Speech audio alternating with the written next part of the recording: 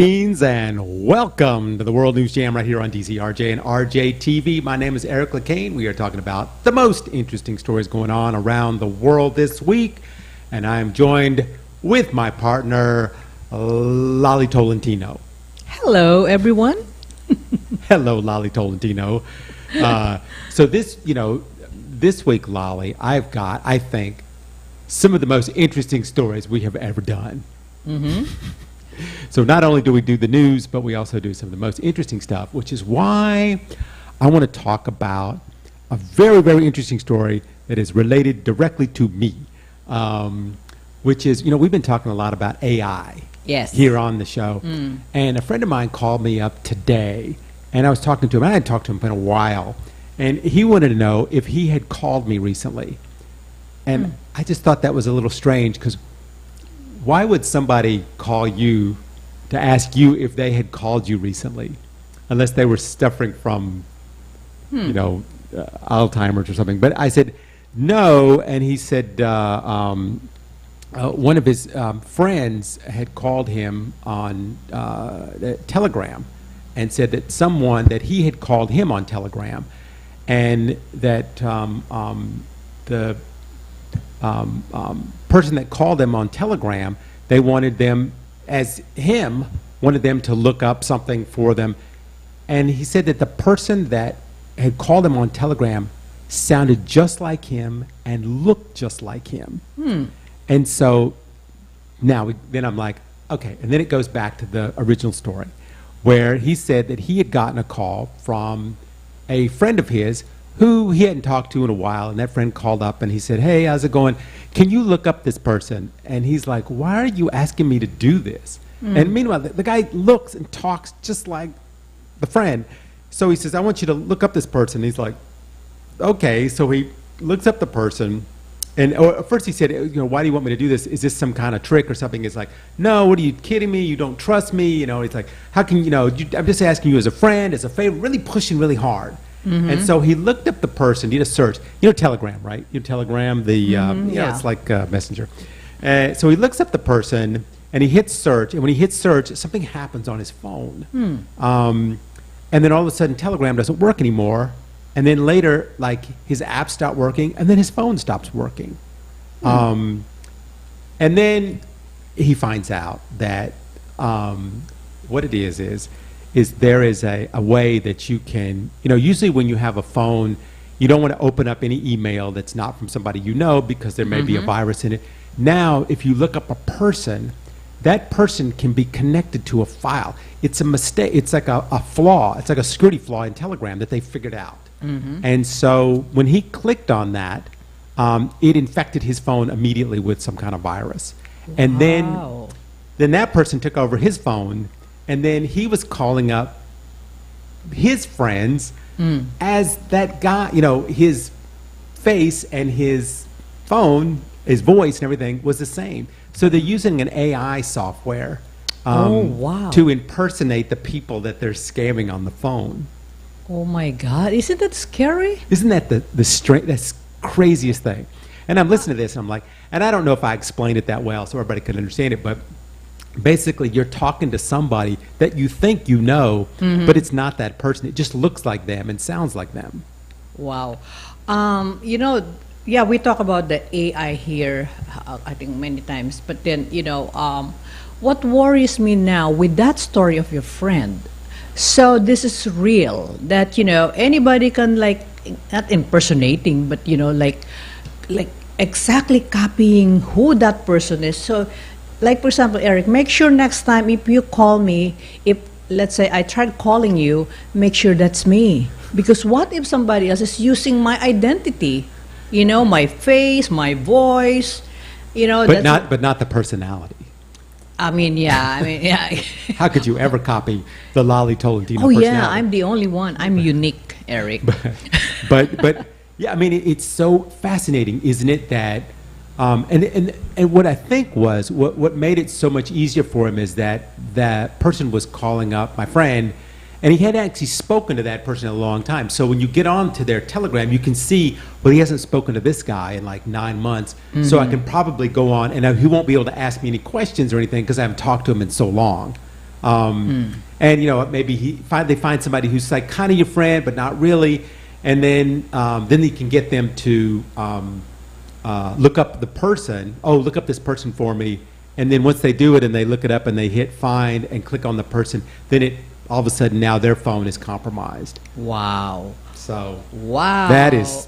I mean, so what's the ending there? So what happened to your friend? They had to completely erase everything on the phone, which Oh means my that he God. lost. He's not in any groups anymore. He was taken out of everything because he had to erase some numbers that he didn't have backed up yet. So completely zero out the phone and start over. Wow. I think that's for the latest technology of the AI thing, all right? But then, like many times, for how many years now, that most of my friends are being hacked.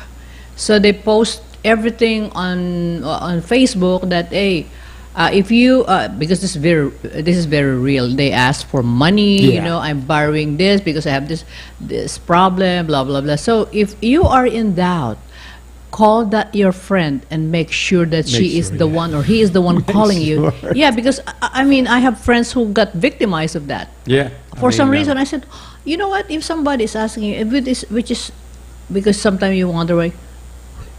For example, Eric will borrow money from me. You have to question first yourself. Is he really the one? Let me call him.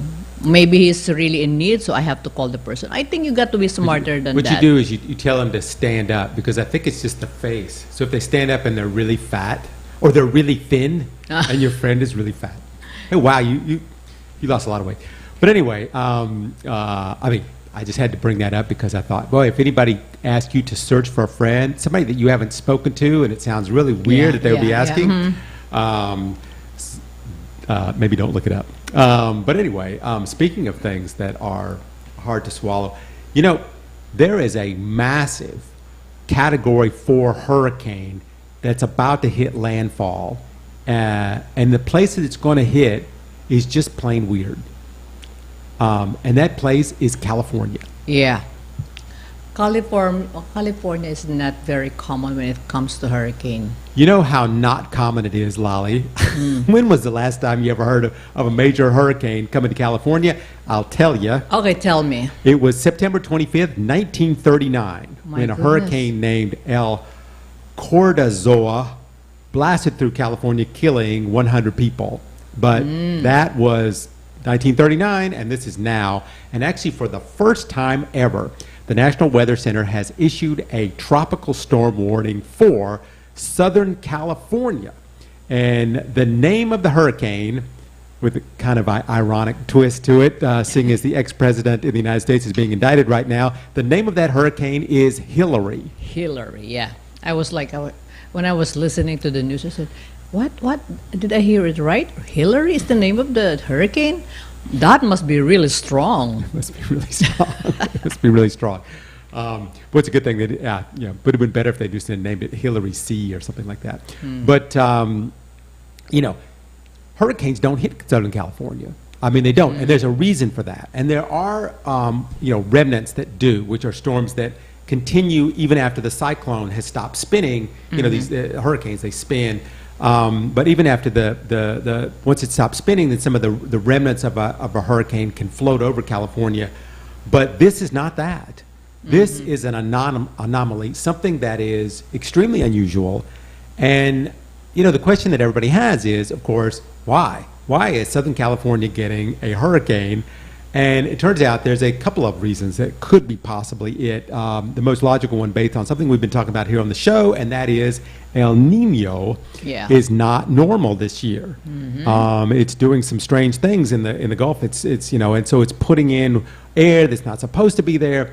And what it is this warmer air off the coast of California that's not supposed to be 27 degrees Celsius. And it's just too cold. And so what it is the warmer conditions, or the speed of Hillary is jumping the cooler waters, which usually stops every hurricane from going into California. So it's jumping over those cooler waters and heading straight into California. And the other possible reason, which I think is even cooler, is the fact that right now there is a massive heat dome over the United States. there's this massive dome of heat. And I like when they show these colored maps of this stuff. This huge heat dome. That's why in the United States right now, everybody is breaking records.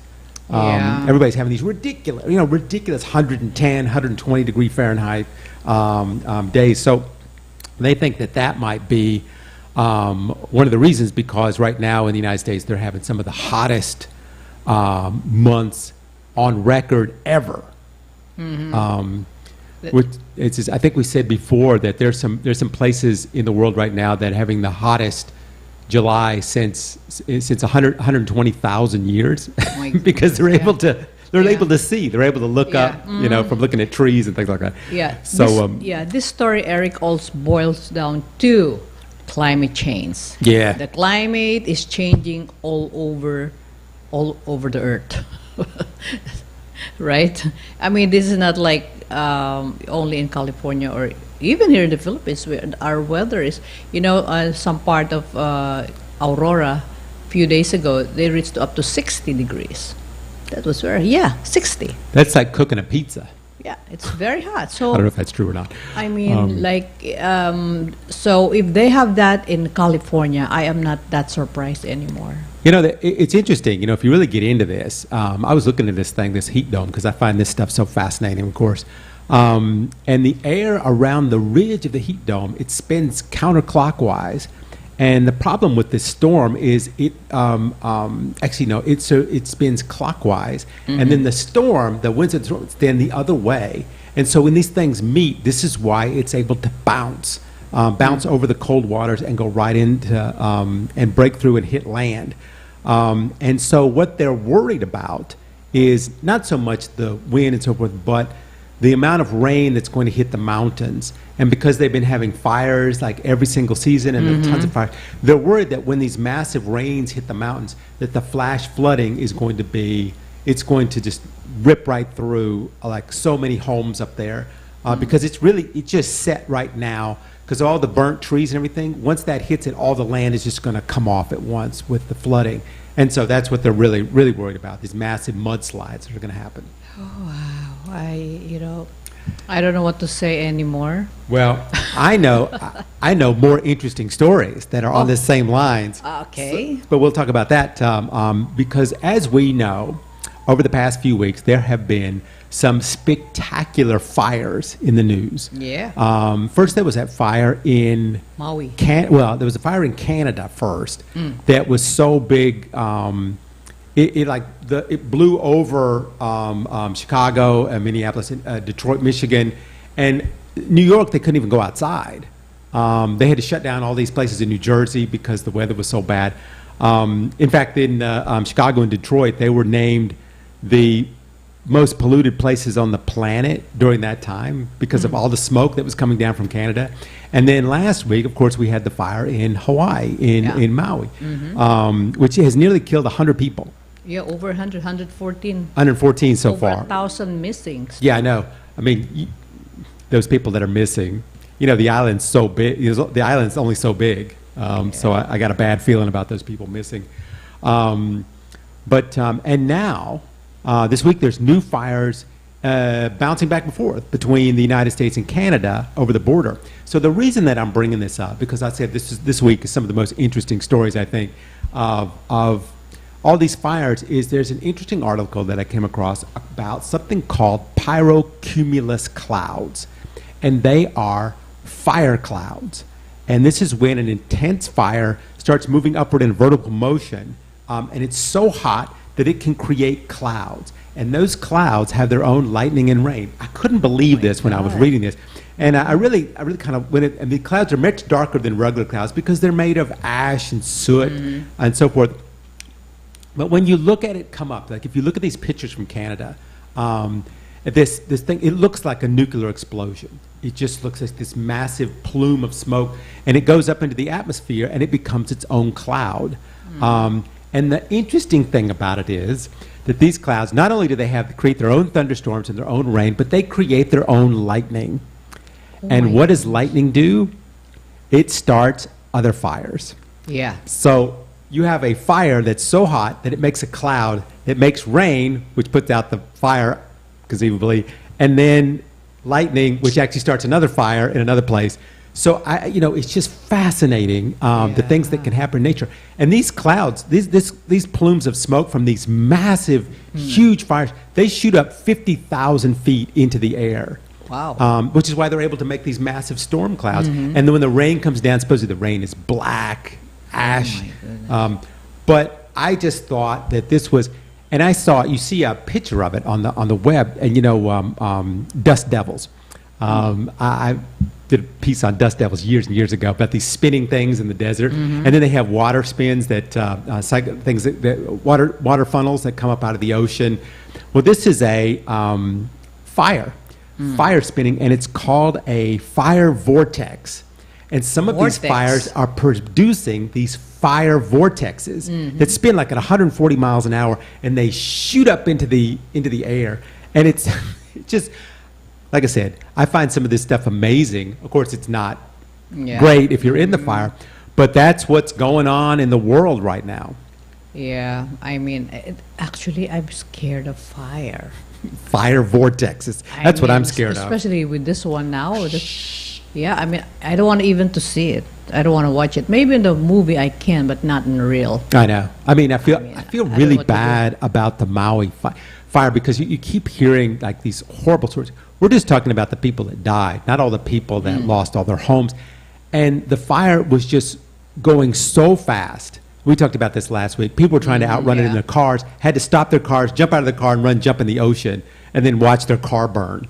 Yeah, I mean, my God, I cannot imagine. Really, I'm only imagining this. I can only see that in the movie, not in real, in real life. But it happened.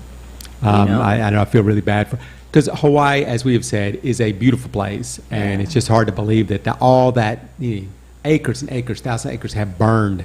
All the homes and everything there. So, hoping the best for all those people there in Hawaii. Now, I mean, I have friends in Hawaii. I don't know yet. I have not heard from them, and I know some senior citizen died also, Filipino. But there's a lot. There's a lot more people in Hawaii than you would Filipinos. Yeah, there's a lot of Filipinos. There's a huge community in Hawaii that is made of Filipinos. So, we hope that they are okay, and just like we hope that we are okay, because Lali, remember this thing, the coronavirus?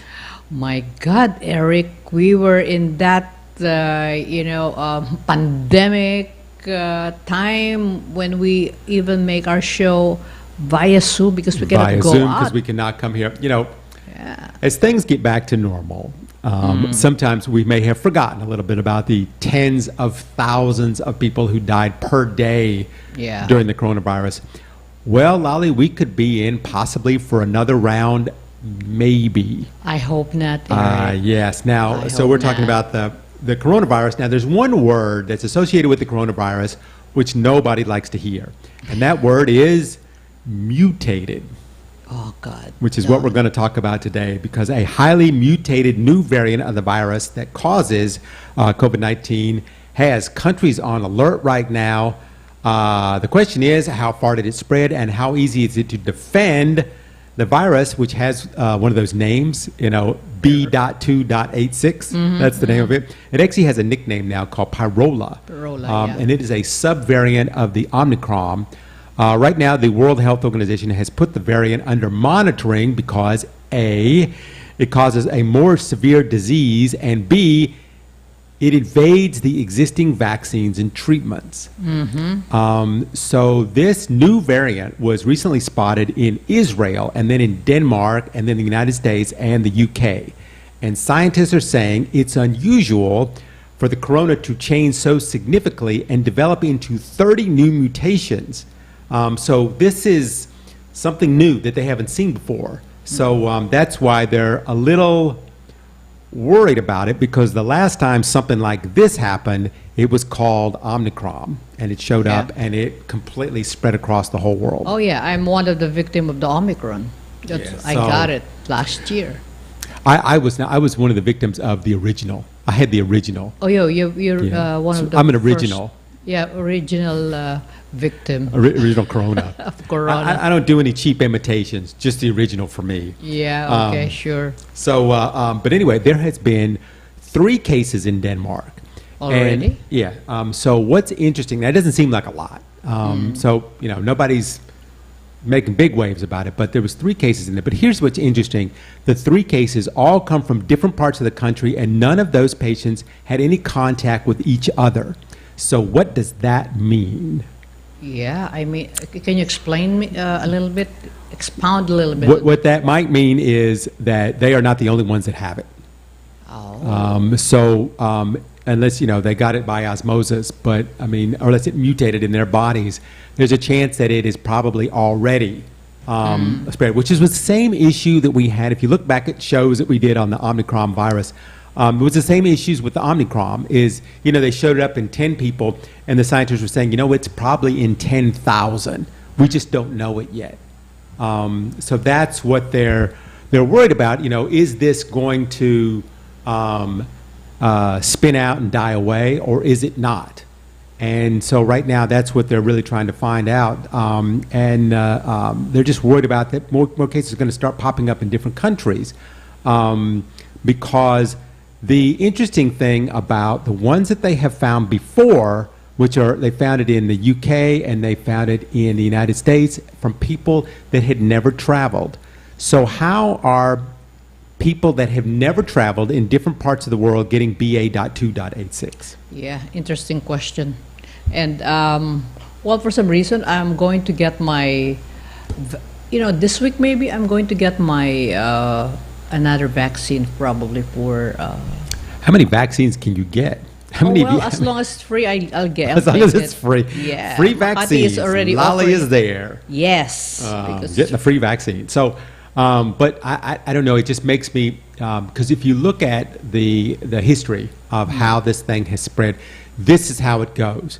They get a couple of cases in some place, and then they get another place that has a couple of cases, and they're like, wait a minute, none of these people have any interaction from each other, so how did they get it? Yeah. And unless this thing is mutating by itself in different parts of the world, that there is, it is being spread from country to country somehow. And I think that's what they are, they're not trying to say, okay, we need to be very concerned, everybody going back in your house, we need to quarantine for another 6 months. They're not saying that yet, but the WHO has put out a warning that we need to really, hospitals and so forth, need to start testing for this new mutated version of the virus. Yeah. Well, why not? You know what? The bottom line is just always take care of ourselves, take the extra precaution and we need to, boost our immunity all the time so we can fight any virus or, isn't it that nice if we take care of ourselves so we can be away from the doctor, because going to doctor is expensive. It's very expensive. But the main thing is what we hope is that a version of the virus did not mutate past the vaccine. Yeah, I hope. Past how much, what precautions, what treatments we have for it, such as the vaccine and other treatments that we have, that they don't have come out with a mutation that the vaccine just doesn't work anymore. And I think that's what scientists are so worried about, that's going to be the next step in this evolution of this coronavirus. So let's hope that that's not it. But we will keep you informed here on the World News Jam on DCRJ and RJTV with Eric Lecain and Lolly Tolentino here on Sunday evening, talking about interesting stories going on around the world. Lolly, you know what feet binding is? No. Feet binding is an ancient tradition in China where they would break the feet of young girls and then bind them so the feet would stay small. Oh, okay. Like baby feet. So they would be very small and very deformed. These toes would be here and that toe would be sticking out there. And they looked horrible. But at the time, that was beauty. So they were called tiny golden lotus feet. And they were thought to be a passport for better life, as they would attract a higher end social man who had good level finances. Because at the time, that was beauty. To wrap your foot, break your child's foot and wrap it up so tight. And also, supposedly it was guys really wanted women with the golden lotus feet because they knew that if they had this thing, because those women, of course, could not walk, so they had to be carried everywhere, that your wife would not run away from you. Oh, is that the thing? Yeah, so that was the thing. So you'd be During the married time. off to some guy you didn't like, but you could never run away. And also, those women were sewers, and generally they were put in to work as sewers because they couldn't walk. So all they could do was sew, and they couldn't walk away from the sewing table, so they could work longer. This is a whole thing that goes along with that. How long ago was that? What century? Oh my goodness, this goes back, into the early pre-BC time of China. This has been going on for, I think, in the pre-Christian years, and also even after that. If I remember reading right, this went on for almost more than 700 years.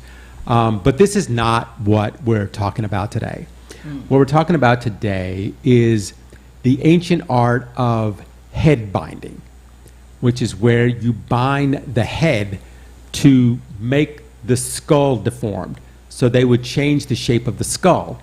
And the ancient Japanese tradition in which they would bind the head of a baby to create a flat, squared out place on the back of the head. Now, there's a reason why I'm talking about this. Yeah, why is that? Why? Why do So they this, need to do that? This happened in the 3rd century to the 7th century. Anyway, so there was a grave site back in the 50s that they found with a huge burial site with these people in it, the people that had flat back of their head. So the back of the head was flat.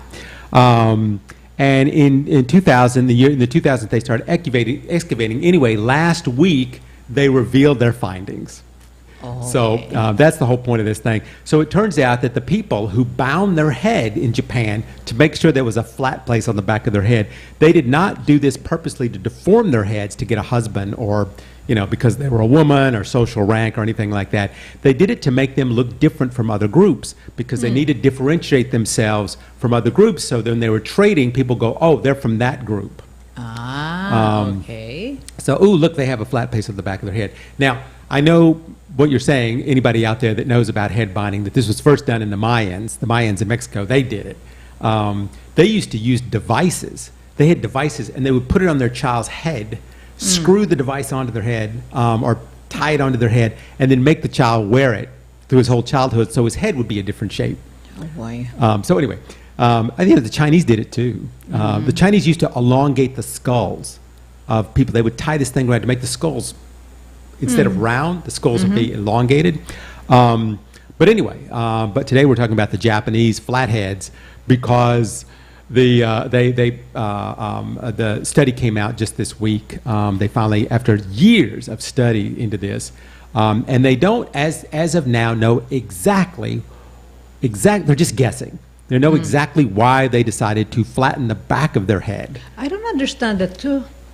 I mean, who would understand nowadays? I don't know, because maybe they don't know what to do way back, so they have to think of something to do. Oh, I don't know. Tradition. So Yeah, suppose, tradition, sure. according to what they said, that they think that they took a board or a stone and tied it to the baby's head, My goodness. so that the back of the baby's head would not grow, so it would be completely flat.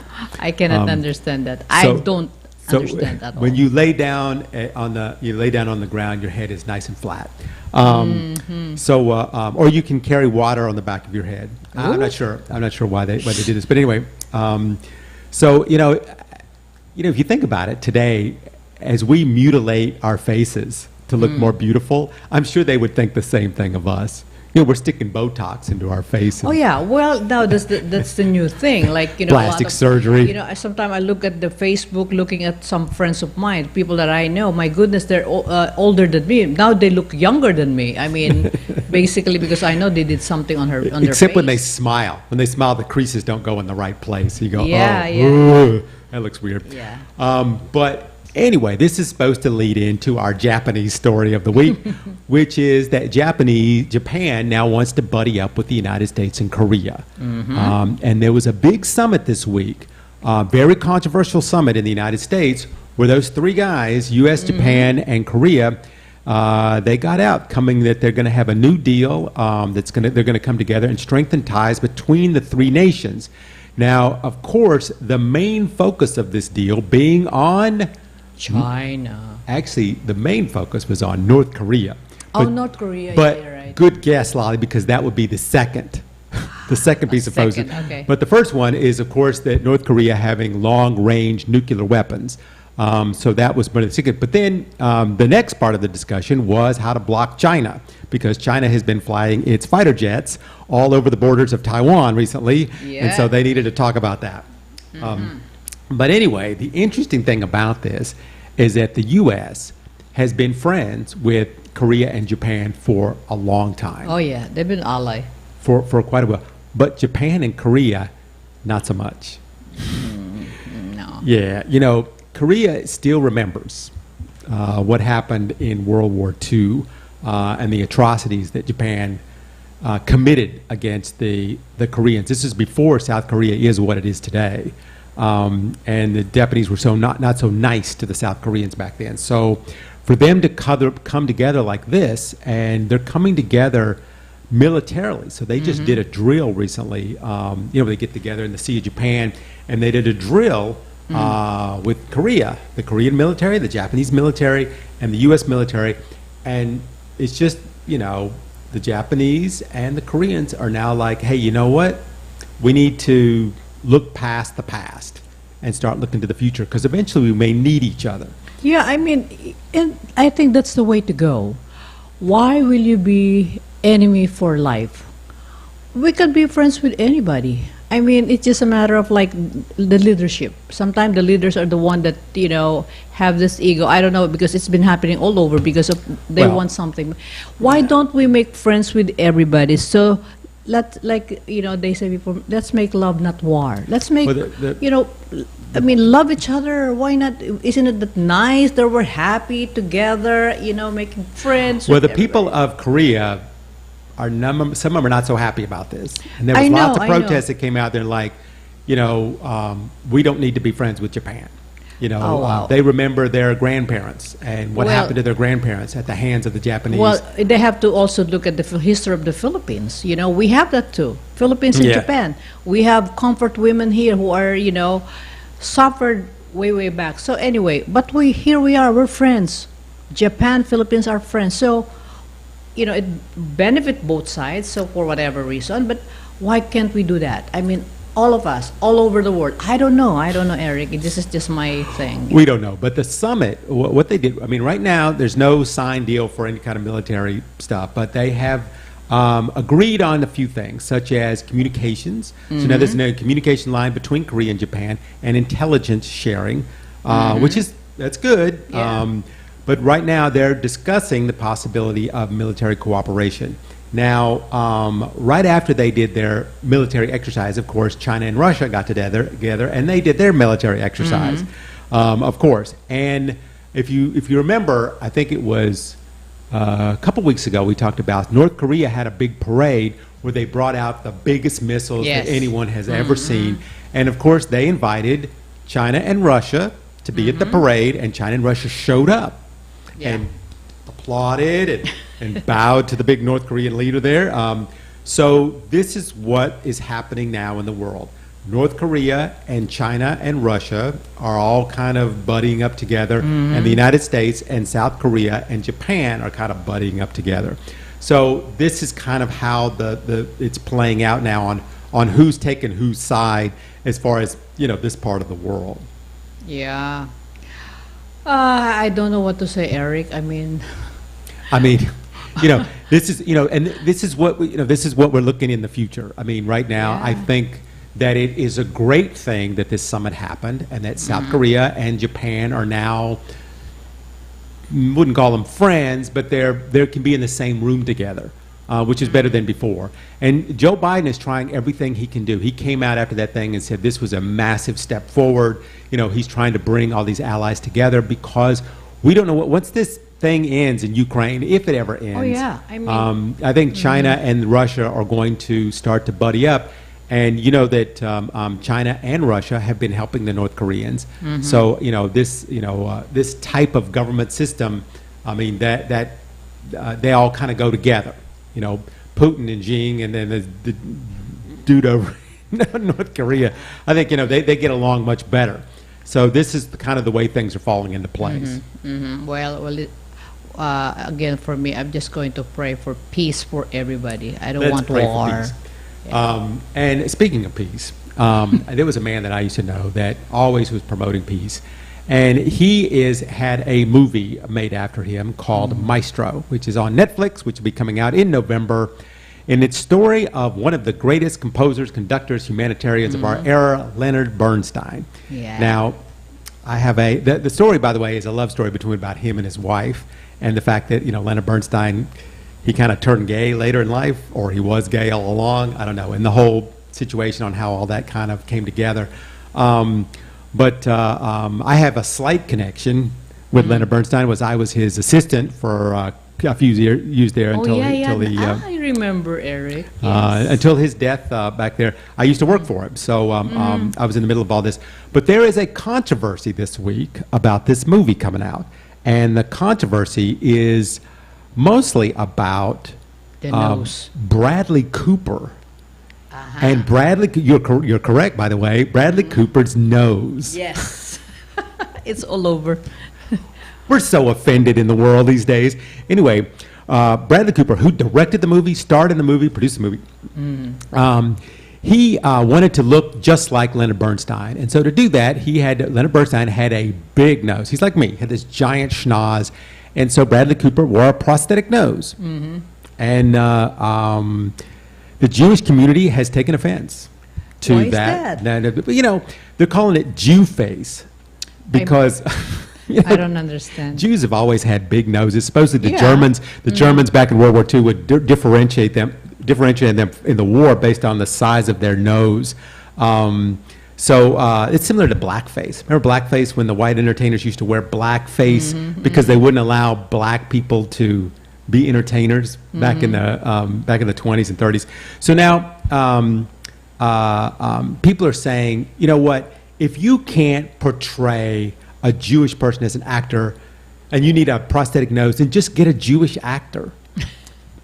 Anyway, so the kids, Bernstein's kids, spoke out this week, and they said, we're okay with this.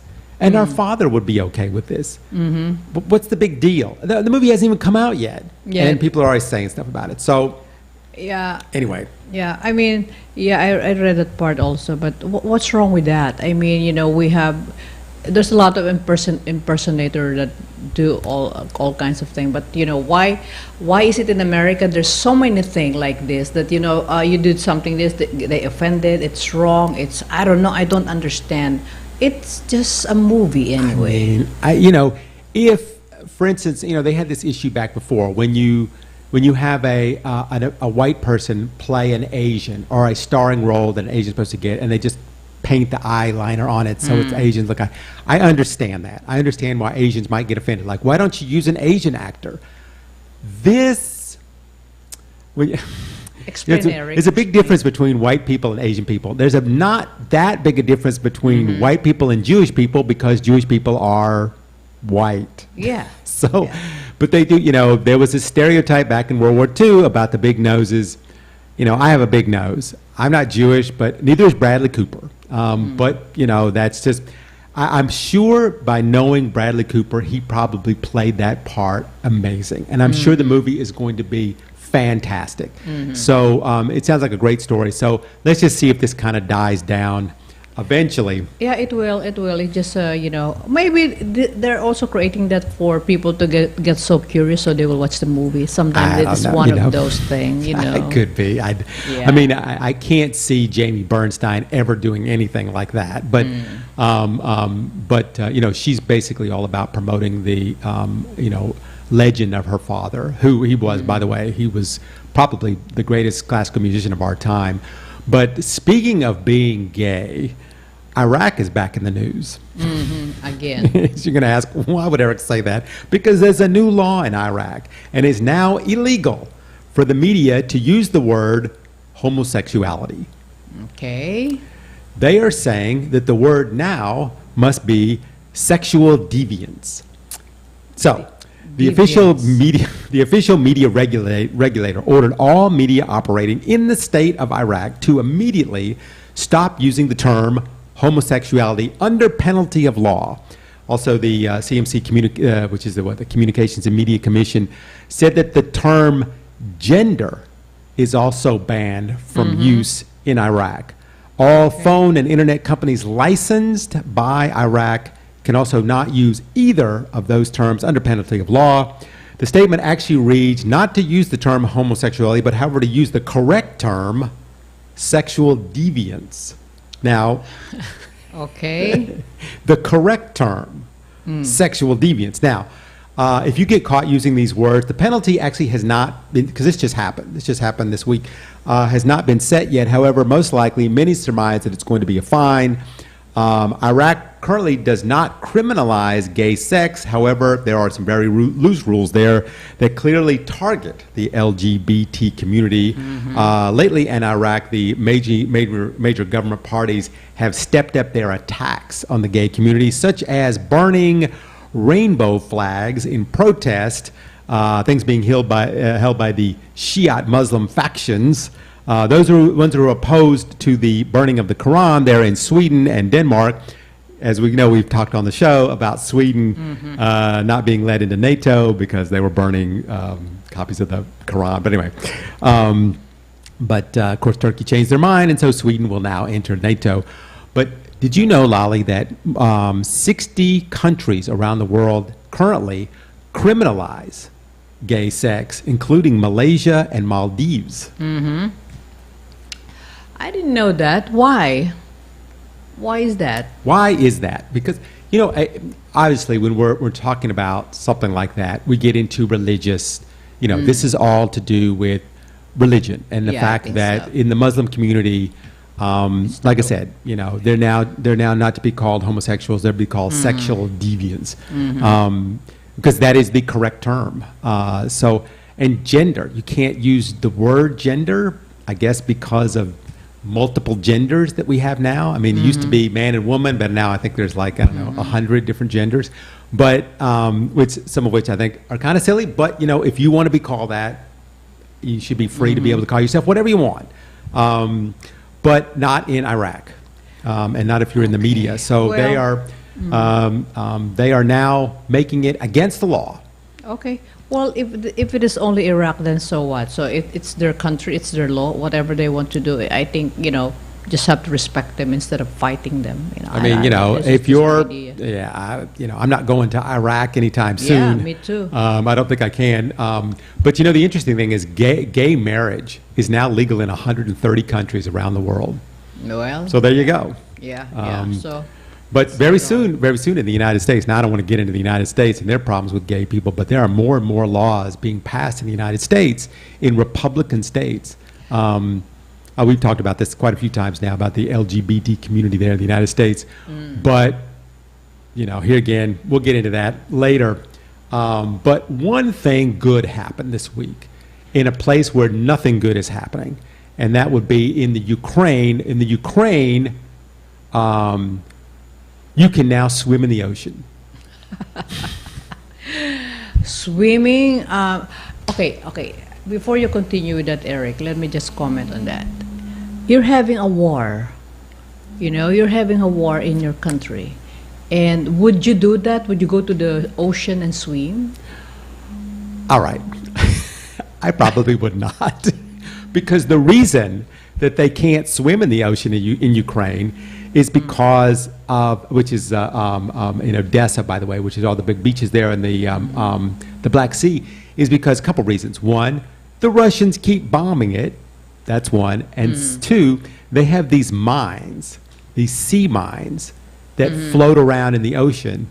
So when the boats hit them, the boat blows up. And some of those mines, they float just under the surface. So they're weighted in such a way where they don't sink to the bottom. They float, but sometimes just under the surface, so you can't see them. Now, those mines were floating up to the beach.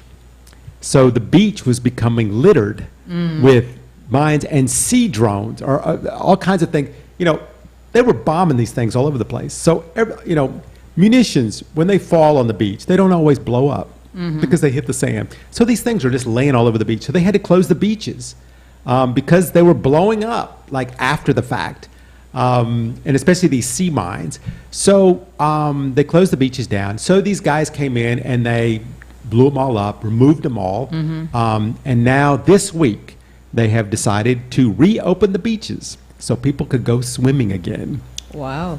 And there is what was this thing? There was something about there's an anti-mine net around the swimming area. Now, Lolly, let me just ask you, just between you and me, if the beach had an anti-mine net around where you're swimming to stop mines from floating in and blowing you up, should I swim? Should I swim? Nope. I don't know. I mean, I'm just saying. I don't think so. You know, I don't know. Even if you know, I'm so. Let's say I want to go to the beach. I want to swim and all that. With all the thing happening, and no, Yeah, I just- don't. I will not even recommend people to do that. What happens if you're walking along in the ocean and you hear something go click? Yeah. Don't move. But anyway, speaking of things blowing up, Lolly, Trump had another interesting segue.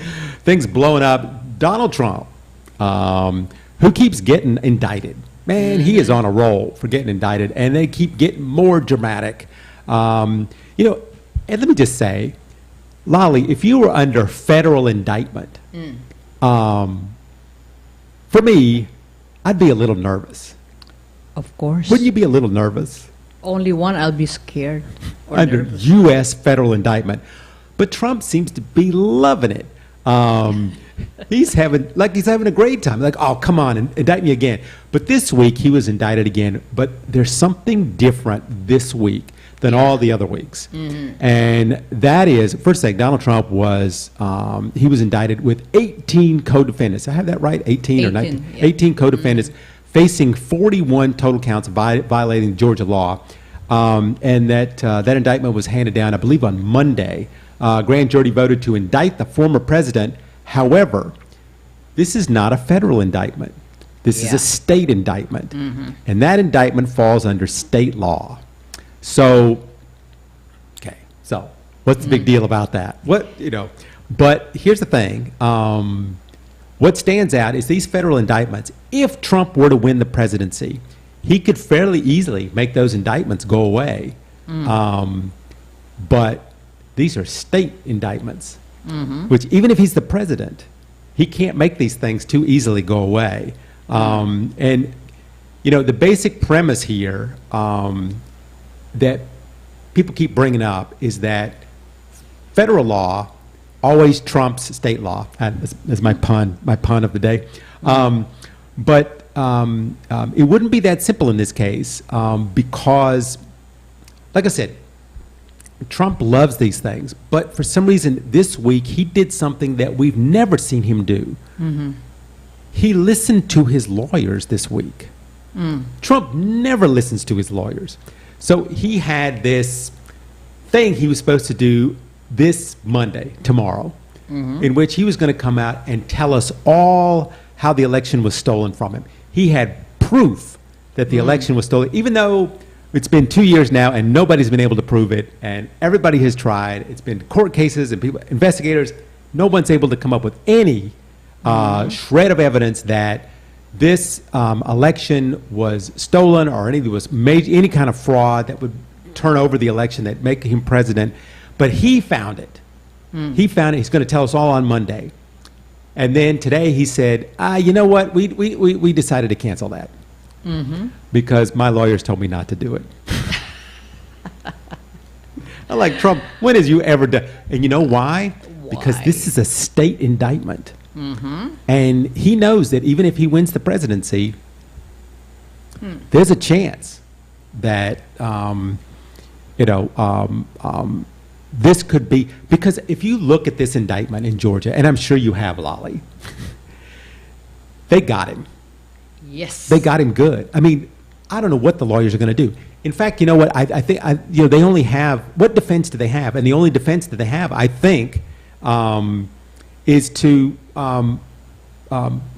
possibly move this up or delay it in some way. And the reason I think, something else that happened this week is they tried to delay the other case. And they went before the court and they said, we need to delay this till April. For next year. And I'm like, oh, April's not so bad. It's supposed to be happening in January, but April's not bad. No, they said April 2026. Oh my God, that's And 2026. the judge was like, No. are you kidding me? What are you kidding? They're like, well, we could never be prepared in time. There's 11 million documents that we have to go through. How are we supposed to print all that out? We can't print it out. And it's just like, well, you can look at it on your computer. But anyway, that is kind of where we're at this week with this new indictment. So that is 4. Yeah. So where did this? Let me ask you this: where did this RICO thing? So they applied the RICO thing for this case? Yes. Okay. Now, interesting thing about RICO cases, that the RICO was really devised out of the old school mob cases back in the United States back in the 70s, where a whole bunch of dudes would, sell drugs and commit murder, and a mob boss would run the entire organization. But he never actually did any crimes. He just kind of ran the whole thing. He never sold any drugs. He never killed anybody. So while he went free, all of his guys would go to jail. And that's happening now. All of Trump's dudes, but even before he was voted out of office and after he was voted out of office, all the January 6 people, all these people are going to jail. But Trump has not been going to jail. So they came up with something called the RICO Act, which is the Racketeer Influence and Corrupt Organizations Act. Wow. And that gives a prosecutor a way to go after the big cheese. And Trump being the big orange or the big cheese, I'm not sure. But anyway, the mafia kingpins used to have a way out, and they could have anybody killed, and they could intimidate witnesses. They could kill the witnesses, but this law allows them to go after those guys. And a lot of times, and this is maybe what they're thinking about. They got 19 other people, and these people nobody cares about. Nobody even knows their name. But what they're hoping is when they think that those people finally are looking at 10 years, some of those people are going to flip on him before the trial even comes up. Okay. So that's why they're using this. They're prosecuting him based on the RICO Act of like the 1970s, which also leads to an interesting thing because one of the people that's mentioned in this thing that's also under indictment is Rudy Giuliani. Former mayor. The former mayor of New York. Yes. U.S.'s mayor. I mean, he's America's mayor. Anyway, interesting story, Lolly. Rudy Giuliani, back when he was a prosecutor in New York, he was the first one to use the federal RICO law to put mobsters away. Okay. Now, he has been indicted under the RICO law. Isn't that... Oh my God, that's fascinating. Isn't that the most ironic story you've heard this week? Yeah. Now we've talked about Rudy quite a bit on the show, especially like the dye that comes off of his face when he's talking, when he's sweating. But he was one of the premier lawyers back in that time for doing this kind of thing, for going after white collar crime based on this law. And now we're using it as a way to go after political people who are trying to overturn an election and illegally trying to do that. And so they're using almost Giuliani's legacy against himself. Maybe Giuliani is thinking now that, why did I do that? I should have done that, But, of course, he did not expect it will happen. Well, nobody expected Giuliani to lose his mind. And he have lost his mind, and he's like, he's still saying that Trump is innocent. I don't know like I said, I don't know what kind of defense they're going to use. Yeah. But one thing that's very interesting this week is that Donald Trump has the first Republican debate is next week. Yeah. And Donald Trump has decided not to do it. And he is the front runner Yes. in the Republican Party. Yeah. And he has decided not to go that because Chris Christie is going to shred him. Oh, for sure. For anybody out there in Philippines who has been watching this kind of thing. Chris Christie is also running for the presidency, and he has just been annihilating Trump every chance he gets. And so why would Trump even go on stage with this guy? So instead, what Trump's going to do is he's going to take a softball interview there with Tucker Carlson, which, of course, Tucker Carlson, we've spoken to him on the show, too. He's the guy that was recently fired from Fox News for perpetuating the big lie. And he was the #1 rated news person on Fox News. Yes. And they fired him after Fox News lost, like, what, a multi-billion Yeah, dollar I mean, lawsuit. A lot of money. They paid. My goodness. I mean, yeah, well. So anyway, this is what we've been, dealing with here this week with all these things. And what's interesting, and we're about out of time here, but what I think is going to be the most fascinating thing is, what if ex-President Trump goes to trial and he's found guilty and he's sentenced to jail? Yeah, that's another question. That is going to be a constitutional question that we're going to have to figure out, because we don't know the answer. Yeah. Because this has never happened, and we never thought it would happen. Trump is not just, he's the first president ever to be indicted. Yeah. Forget being found guilty and sentenced to jail, but these have mandatory jail sentences. So I don't know how they're going to, it's just going to be interesting to see how this all plays out over the next year. Yeah, we'll see. So, so we here on the World News Jam will be telling you how it plays out over the next year, as we are currently out of time right now. But me, Eric Lecain, and Lolly Tolentino will be here next year to explain what happens here in the U.S. elections with Donald Trump and going to jail. So for now, here on the World News Jam on DZRJ and RJ TV, my name is Eric Lecain, along with Lolly Tolentino. Thank you so much for joining us this Sunday night. We'll be back in next week to talk about the most interesting stories going on around the world. Everybody take care out there, and we will see you next week. The views and comments of the hosts